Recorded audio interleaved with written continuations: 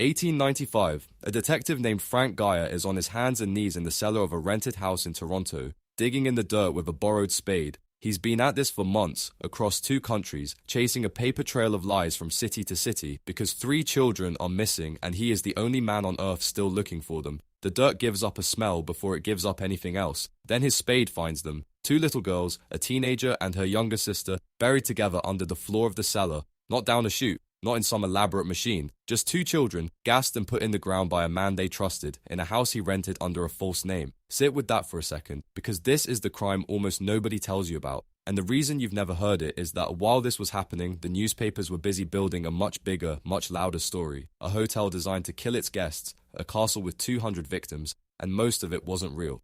The loud fake story swallowed the quiet true one whole, so let's dig the real one back up. The man who buried those girls had a name, and it wasn't the famous one. He was born Herman Webster Mudgett in New Hampshire in 1861. Smart kid, charming kid. He earned a real medical degree from the University of Michigan in 1884, which matters because it means everything he did later, he did with a trained doctor's hands and a doctor's easy credibility. In 1886, he moved to Chicago and took the name the world would remember him by.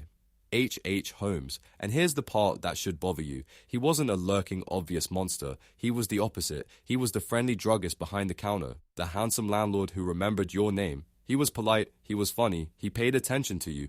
Women trusted him enough to marry him. 4 of them at the same time, none of them knowing about the others. Suppliers trusted him enough to ship him goods on credit he never once paid. Back in medical school, he had stumbled onto the trick that would define the rest of his life. You could take out an insurance policy on a person, produce a body, and collect the money. He started with stolen cadavers, robbed from fresh graves and disfigured past recognition, cashing in on deaths that had never actually happened. That was the actual engine of the whole thing, not a death machine. He was the man you'd have handed your keys to. He was charming, and the charm was the weapon, the most trustworthy face on the block, and the whole face was a mask, not fangs, a smile. The most dangerous thing in Chicago was a man everybody liked, and near the fairgrounds, that man was putting up a building that would turn him into a legend for all the wrong reasons.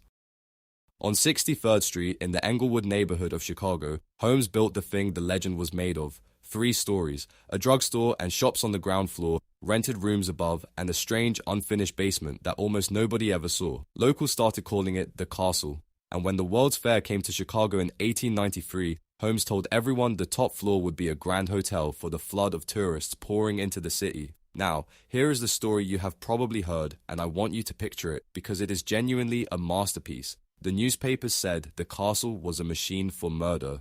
Windowless rooms, sealed airtight, where he piped in gas and suffocated his guests in their sleep. The walls lined with iron plates so you could scream all you wanted and the plaster just ate the sound. Secret chutes behind the walls, sanded smooth, angled down through 2 floors into the dark. Trapdoors in the bedrooms, and down in the basement, they said, a dissection table, a furnace big enough for a body, and pits of quicklime to dissolve whatever was left.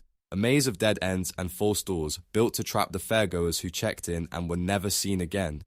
Every room a machine. Every machine pointed at the same thing. It is a perfect, airtight nightmare, and it is the reason we are still saying his name. But I need you to notice how good it is, how clean, how neatly it all fits together like a story built to be told. Hold on to that feeling, because we are about to open the door on what was actually down there. When investigators finally went into that basement in 1895, this is what was really there. Not a gleaming murder machine, an unfinished cellar full of junk. There were some bones, and this part is grimly true. A few of them likely belonged to a child. There was a blood trail running from an upstairs dining room down toward the basement. A clot of blood matted with human hair, a child's underwear, blood-stained, a handkerchief soaked through, and a length of rope with the blood dried hard into its knots. Every item on that list is real. That is a real crime scene. That is real horror. But it is not 200 people. It is not gas chambers and body chutes. It is the evidence of a handful of people killed up close by a man's own hands in a building he mostly used to dodge the people he owed. The secret rooms the papers called killing chambers. Historians think he actually used to hide stolen furniture from his creditors. So if the elaborate murder machine was mostly a myth, that leaves one obvious question. Where did the myth come from? And the answer tells you almost everything.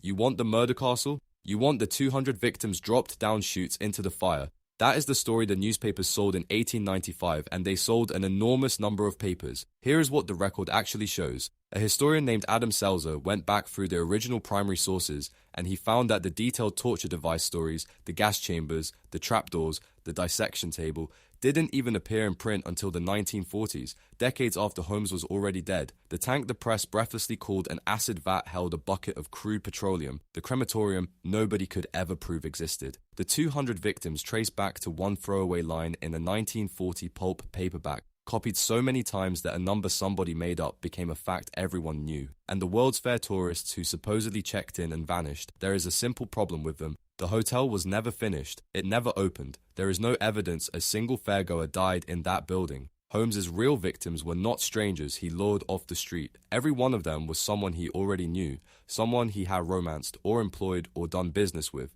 Historians who count carefully land at around 9 probable killings and only 4 they can firmly, forensically prove. He later confessed to 27, but that confession was a deal a newspaper paid him for, and several of the people he claimed to have murdered simply turned up alive. He wasn't caught for the castle at all. He was arrested for insurance fraud. The murders only surfaced later because of what one detective went looking for. And here is the part that should sit with you. Those 4 are worse than the 200 ever were. Because here is the true crime, the small quiet one under all the noise. In 1894, Holmes talked his business partner, an ordinary man named Benjamin Pitezel, into a life insurance scheme. Fake a death, split the payout. Except Holmes didn't fake it. He murdered him in Philadelphia and collected the money on a real corpse. Then he did something colder. He went to Pitezel's widow and he took 3 of her children on the road with him, promising her he was keeping them safe, promising the children they would see their father soon. She trusted him. Everyone did. He killed the young boy in Indianapolis and hid what was left in the chimney. He took the 2 girls to Toronto and he gassed them and he buried them under the floor of that rented house. That is where this whole thing started, with a detective on his knees in the dark finding them. Holmes was hanged in 1896. He had asked to be buried under 10 feet of concrete, terrified that grave robbers would dig him up and sell his body to a medical school, the exact trade he had once worked himself. In 2017, they dug him up anyway, and his own teeth confirmed it was really him. And you can spend the rest of the day arguing about whether it was 200 victims or 9, whether the castle was a murder machine or a story somebody sold. It changes nothing for the people who actually matter here. A man who trusted the wrong friend, a little boy in a chimney, and 2 sisters side by side under a stranger's floor, waiting more than 100 years for someone to say that they, and not the castle, were the real story all along.